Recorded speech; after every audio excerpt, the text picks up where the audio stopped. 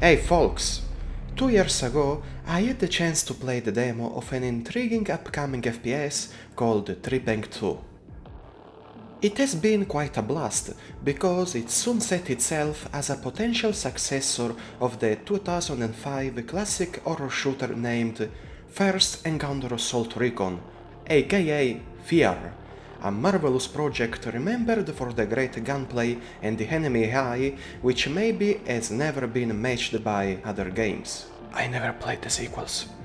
So, after years of waiting, Trepang2 has finally been released directly as a complete game without passing through the early access period. And holy shit! It's freaking mesmerizing that only 4 people were capable of creating such a game. Trepang2 is a spectacular gore fest that takes the best aspects of F.E.A.R and combines them with modern graphics and great soundtracks. We play the super soldier called Subject 106, who is mysteriously confined and freed by an unknown benefactor.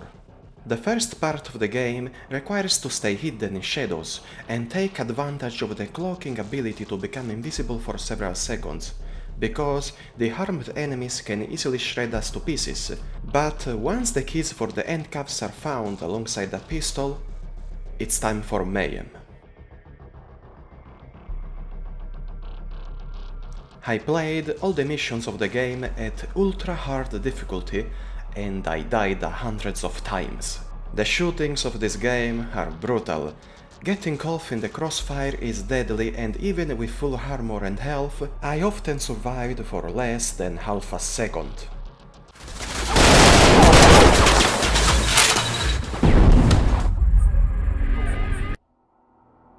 It's necessary to master the use of the clock, so to prowl on patrolling enemies, and the bullet time, here called focus, that is vital to aim and move fast within groups of opponents. The clock recharges simply by waiting a few seconds, but the focus requires to kill enemies, otherwise we'll have to rely on the stealth and the melee combat to gain advantage. There's the possibility to grab someone and use him as a human shield, or just twist his neck quickly. The slide is useful against shielded soldiers, and it's freaking glorious, because it makes enemies fly on air and knock down for a bit. Melee attacks are not to underestimate. Some pounds are enough to kill the less armored soldiers, and the flying kicks during the sprint comes handy to stun someone effectively.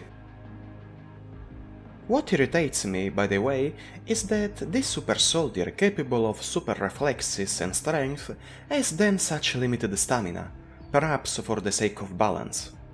And in some sections, this limitation is even made worse by the use of the gas mask. Seriously, I feel so disappointed. So, at the end of the introductory mission, Agent 106 gets recovered by the fellow members of the Syndicate, aka Task Force 27, a secret organization interested in investigating and uncovering the secret experiments of the mega-corporation Horizon, a research company engaged in the creation of defense and security technologies with facilities located around the world, which previously also captured the amnesiac protagonist and studied his superhuman abilities. 106 is escorted to the headquarters, where he can customize his appearance, try the unlocked weapons at the shooting range, enter the combat simulation and choose the next mission at the briefing room. The game features 5 main missions that can last over an hour and several side ones for a total duration of about 10. It's not long, but very concentrated. The missions are pretty linear and divided in challenge rooms focused mainly on gun combat in environments structured to prowl on each other.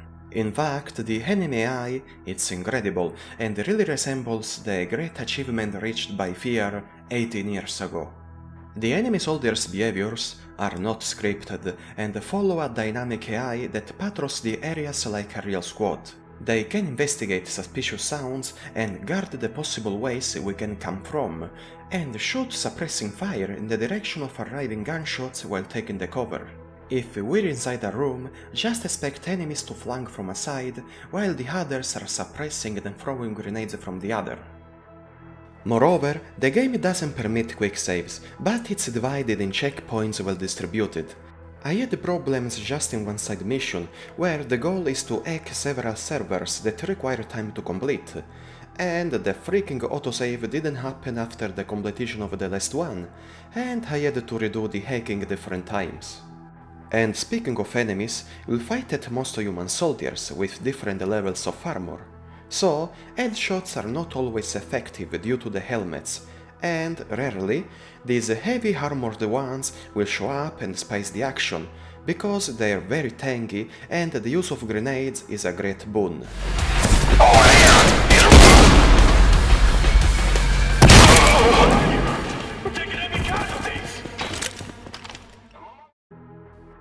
I said at most humans because Trepang2 also contains paranormal elements.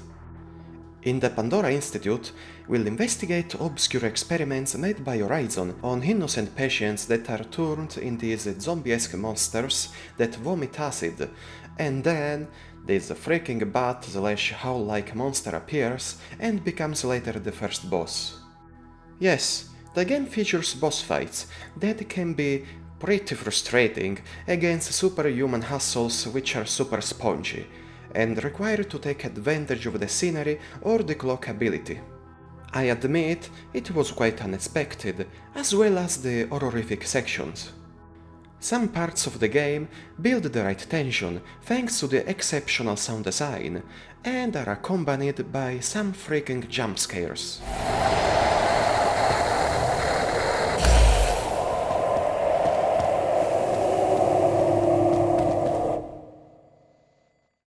The horror, it's not the main focus of the game, but I kinda liked it, although I'm not a real fan of horror productions, but I appreciate horrific twists, like the hotel from Vampire the Masquerade Bloodlines, and the Shellbridge Cradle from Thief Deadly Shadows. Alright, the focus of the game are the shootings, and the gunplay is beautiful. The arsenal consists of a total of 8 weapons, of which 2 at a time can be carried, alongside 1 of different types of grenades and mines. We start with the Mark 23 pistol, which is useful to the accuracy and decent damage, followed by the Chris Vector SMG, and later by the deadly VHS D2 assault rifle. But the star of the game is the fucking Spas 12 shotgun. Seriously, it feels like the game is built around this beast of a weapon that is great even at medium distance. It's really one of the best shotgun I've ever seen in an FPS for its power and reliability. The rest of the arsenal counts on a DRM sniper rifle that I used rarely, because the game is more oriented on close combat in buildings and occasional open areas. Then there's this funny bolt gun that fires 3 explosive projectiles at a time that detonate after a few seconds. It's super deadly and useful against some bosses, and is a sort of surrogate of the grenade launcher, which I used sporadically in few occasions, alongside the minigun that suffers some seconds of delay before starting to fire, but once it starts, it reduces all common enemies to mincemeat. And there's the possibility to attach some modification to weapons by using this sort of workbenches after collecting the upgrades scattered in missions. For example, the shotgun can be equipped with a choke that reduces the vertical spread or incendiary ammunition. The bolt gun can fire penetrating spears that run through multiple targets, and other weapons mounts a laser sight that increases the accuracy. The possibilities are not too numerous, but are effective, and at a certain point, Agent 106 gets the ability to dual wield by injecting it. Well, okay.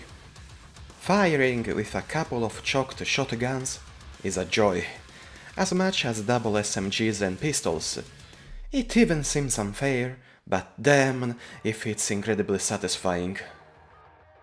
Trepang2 runs on Unreal Engine 4, and the team, thanks to the contribution of several external artists, made a bloody good job. All environments are very detailed, with many destructible elements, and the animation are fluid, and overall the game is really good looking, even though sometimes the physics seemed unrealistic and the ragdoll a bit funny. But if there's something that shocked me, is the excessive amount of flying debris. Literally clouds of blood and smoke that rendered the vision difficult. And believe me, I have shot blind many times. And aside the good graphics, there's an exceptional sound compartment. The music score, composed by Brandon McGagan, pumps adrenaline like very few others, and render many encounters indeed memorable. The sound effects are not less great. The weapons of this game sound powerful and convincing, and the voice acting is not bad. The common enemies have many lines indicating their current behavior, and there are many special opponents called high-value targets that have an own personality, sometimes quite overzealous. Everyone's fucking dead. Hunter, what the fuck are you doing? Kill him already! You son of a bitch! Kill that fucking psycho! Besides, some bosses have also characterization and dialogues. The Patriarch from the Castle Jorvik mission is the best of the bunch, and his crazy cultist followers sound fucking psychotic.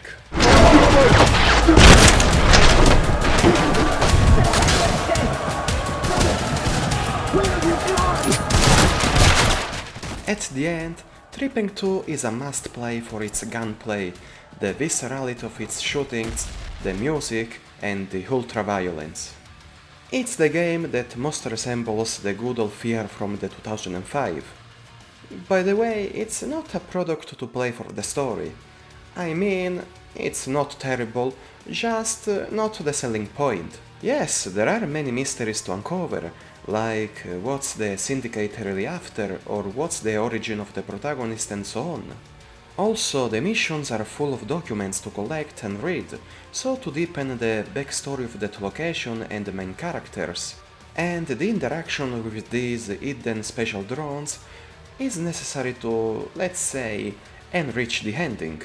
Trepang2, it's not very long. The main missions are quite linear, and the side quests can be a bit basic. But the core gameplay is so solid and well made that it's a crime to overlook this game if you're a fan of classic shooters with an own soul. So, for its modest price, let's support these people. They really deserve it. As always, a warm thanks to all viewers that patiently waited for this video, I hope, and see you in the next entry.